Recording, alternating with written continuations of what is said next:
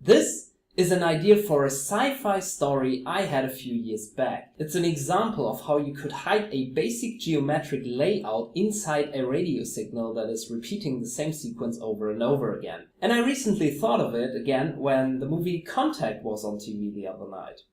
Now, I haven't checked if this is something anybody has already come up with, and somebody probably has. It's really not that complicated. So if this looks familiar to you, feel free to point out to me who should be given credit for it in the comments below. Until then, I'll just claim this as my thing. So anyway, in my original sci-fi story, this was just a neat little piece of a bigger puzzle for the scientists to figure out. So what had happened was that they had basically received a signal from outer space that was clearly of alien origin and clearly in some way directed towards Earth. But they can make anything of it. It doesn't make any sense. It seems to be just an array of random noises that nobody can decipher or decrypt any meaning out of.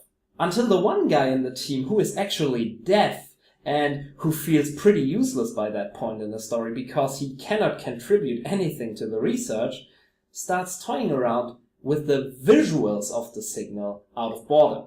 And what he comes up with is basically this.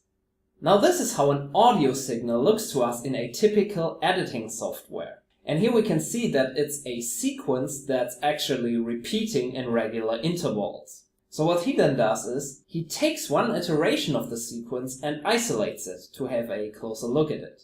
And then he shaves off the bottom half to make it look like this, because we will only need the upper one for now.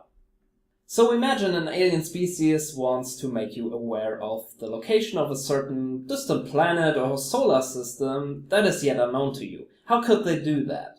Now, let's assume the flat line of this whole diagram represents your supposed destination. Zero auditive noise in one representation, equaling the spatial coordinates of 0, 0, 0 in the other. The pivot. The coordinates the aliens presumably want us to point our telescopes towards. Now the problem is, a single point in space alone means nothing. What we need is a frame of reference around it, to be able to pin down its location in three-dimensional space. So what the deaf guy then does is, he simply makes all the peaks of the isolated interval wrap around the pivot in a circular fashion, in regards to their respective occurrences on the timeline, basically mapping their position into a rotation, which is done by using really basic math. So a spike that occurs right at the start of the sequence would be rotated only a few degrees, and one from the middle of the sequence would be rotated roughly 180 degrees, and so on and so forth, like the hands on a clock. Until he ends up with this nice frame of reference for our planet.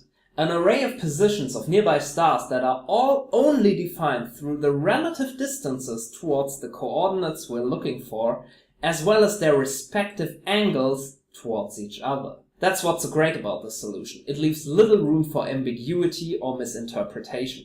And there's another great thing about it. Cause when our deaf guy initially picked one interval of the repeating sequence, how did he know at which point to start? The answer is simply, it doesn't matter. Picking a different starting point will simply result in the layout being rotated to a certain degree around its pivot.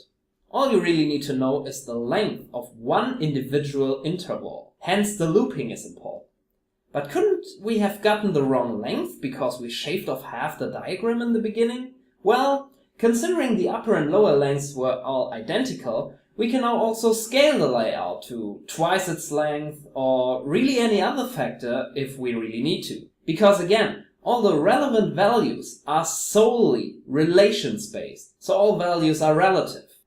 And with that in mind, he can now start matching it against the known constellations in all of their star maps, to finally find this exact configuration right here.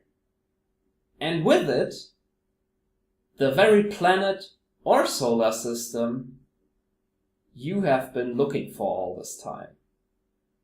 Simple, but still pretty cool, right?